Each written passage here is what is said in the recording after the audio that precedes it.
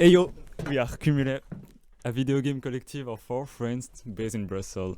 We aim to release one video game a month, and we did that for the past 5 months. Each month, we experiment with very different game genre. We just want to create original experiences.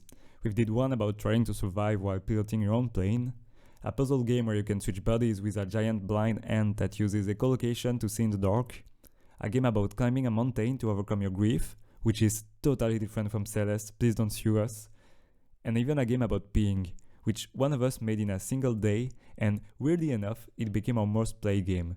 And that, we think, says a lot about the gaming community. Our team consists of Guillaume, which is the nicest, cutest, kindest person I've ever met. Mwah. Pierre, which is an absolute legend.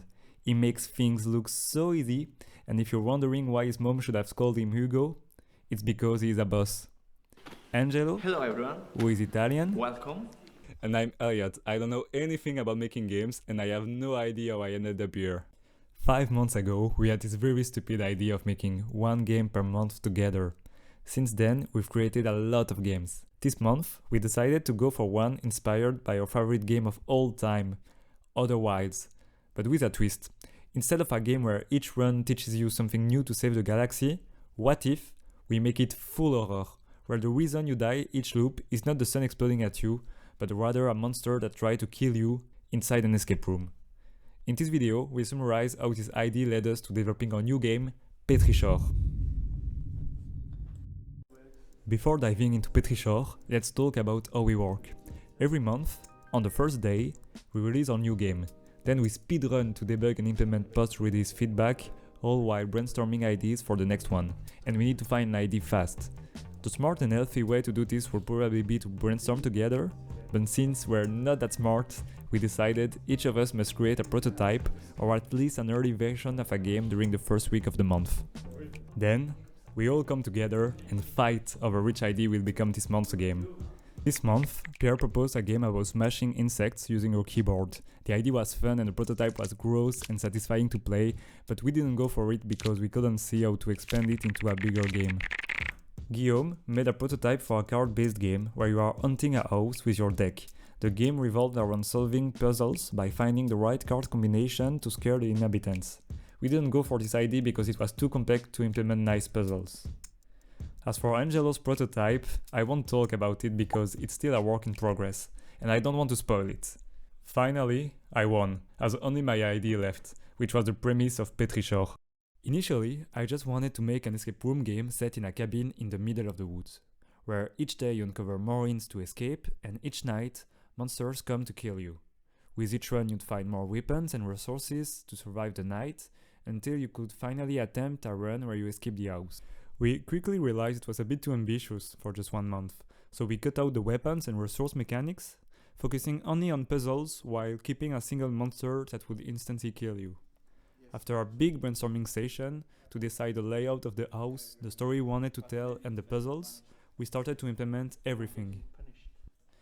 For the forest, I thought it would be really cool to subvert their expectations by making the forest look back on itself, like in the Blair Witch Project. If you venture too deep, you get teleported without knowing back to the house. The end of the game would thus be inside the house. Now that we trapped players inside, we needed a monster. A spooky, unsettling, wetting my pants kind of monster. So naturally, we made it a red bean, because nothing is as scary than a red bean. But, strangely, turns out our playtesters weren't very beanophobic, so we iterated a little on the monster. First, Angelo sketched out some concepts, and after a few iterations, we landed on a grotesque, deformed, smiling monster. Then Pierre modelized it, and put him some feathers for some reason. This version looked way too friendly, like a monster you'd want to grab a beer with. So we removed the smile, and this was much better. We loved the design so much that we wanted the monster to appear more often. We had this idea to link it to a candle that would accompany the player. As long as the candle burns, you are protected, but once it goes out, the monster would come for you.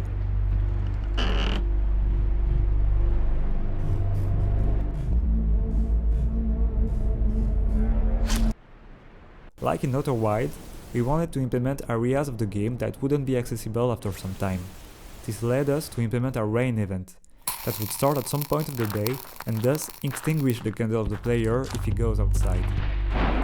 For the look of the game, Pierre wanted to simulate the look of old game by implementing texture warping and other techniques. We all really like this aesthetic and it's great for us. As we do our game in 1 month, we don't have the time to spend on high detail graphics.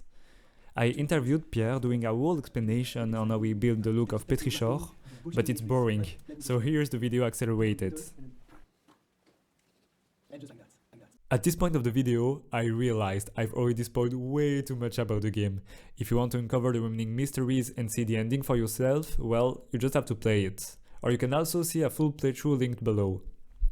Our goal right now is to increase our revenue to at least 100 euros per month, so we can systematically pay the fee to put our games on Steam.